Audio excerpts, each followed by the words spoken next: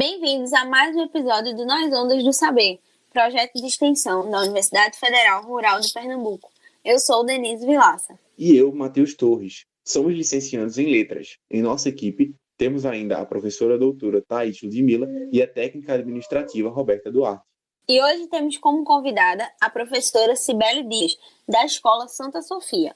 O podcast de hoje vai ser da área de natureza e o assunto será biotecnologia. Olá, pessoal. Tudo bem com vocês? Hoje nós vamos falar um pouquinho sobre biotecnologia. Por quê? Porque a biotecnologia ela tem sido muito explorada como tema nas questões do Enem, sobretudo. E como é um tema que tem grande importância, uma relevância muito grande para a sociedade, a gente precisa entender um pouquinho sobre esse tema. Então, vamos começar assim. O que é a biotecnologia? Eu nunca ouvi falar esse tema, ou já ouvi falar. Então, a biotecnologia, ela é um campo interdisciplinar, não é um campo só, não é uma disciplina, ela é uma aglomeração, vamos dizer assim, é uma junção de vários ramos da biologia que simplesmente utiliza organismos vivos para fabricar ou para mudar produtos de interesse humano. E tudo que é produzido a partir da biotecnologia tem como fim beneficiar a humanidade, beneficiar o ser humano.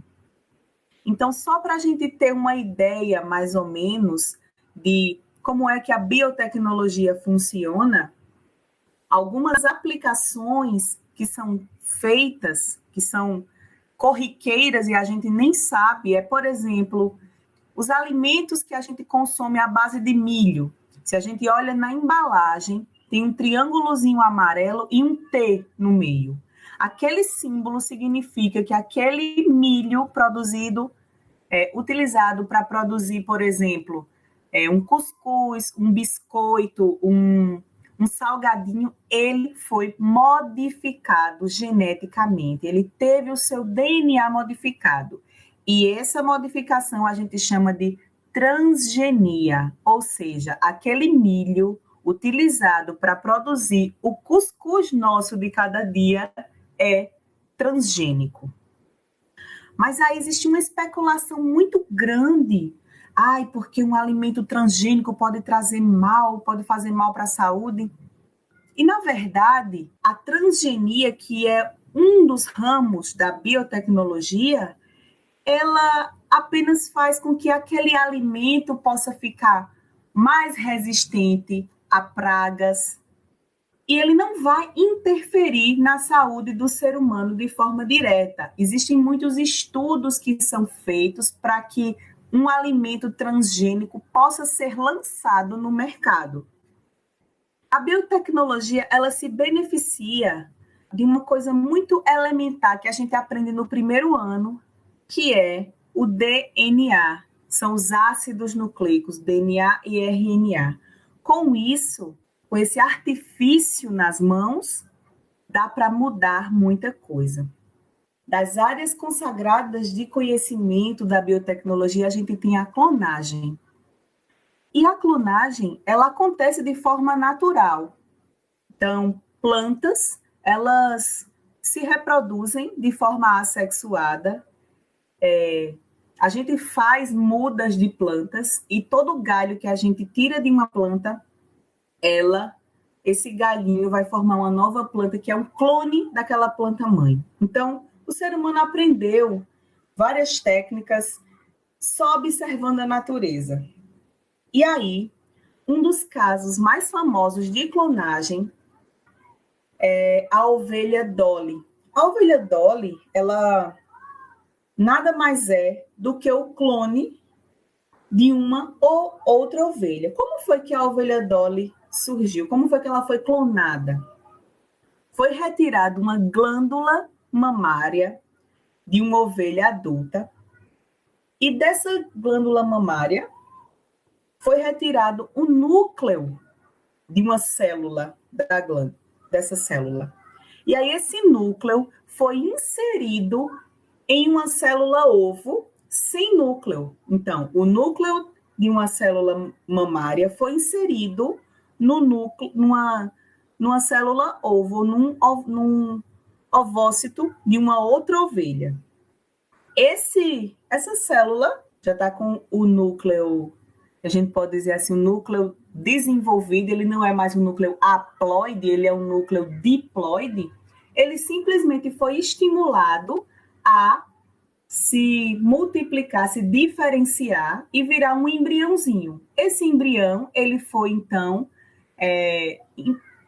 inserido no útero de uma outra ovelha e, a partir disso, a partir desse embrião, surgiu a ovelha Dolly.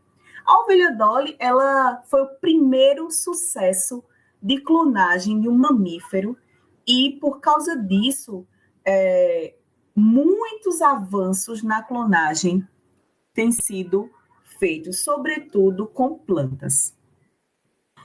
Uma outra área consagrada de conhecimento, como a gente já falou antes, são os transgênicos, que estão cada vez mais sendo utilizados.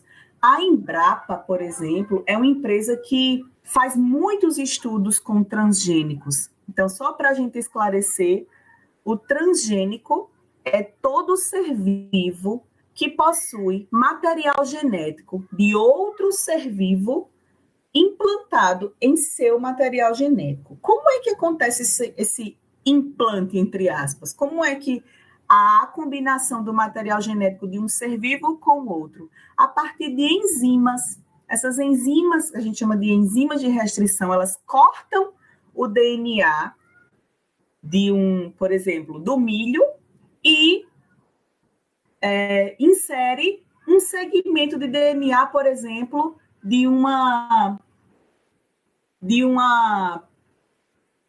bactéria que tem resistência, que apresenta resistência, vamos dizer, a alguma praga. Então, essa bactéria resiste a tal praga. Então, a gente pega, e essa praga ataca o milho, por exemplo. Então, a gente pega esse gene, coloca no DNA do milho, e aí esse DNA, que a gente chama de DNA recombinante, ele vai produzir a proteína que vai impedir a praga de destruir o milho. Isso é um transgênico.